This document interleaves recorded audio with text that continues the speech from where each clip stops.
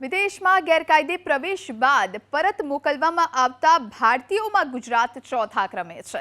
છેલ્લા 5 વર્ષમાં 1546 ગુજરાતીઓને વિદેશથી પરત મોકલાયા છે।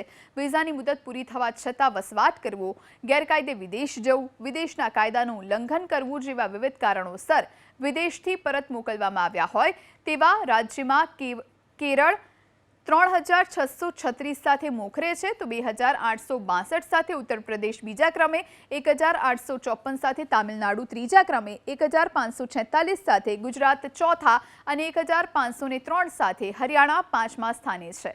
સમગ્ર દેશમાંથી છેલ્લા 5 વર્ષમાં કુલ 23,906 ભારતીયોને પરત મોકલાયા છે। વિદેશથી પરત લાવવા પડે તેવા દેશમાં અમેરિકા, કેનેડા, ન્યૂઝીલેન્ડ અને ઓસ્ટ્રેલિયા મુખ્ય દેશો છે તો કોવિડ, રશિયા યુક્રેન યુદ્ધના કારણે પણ કેટલાક ભારતીયોને પરત લાવવા પડ્યા છે।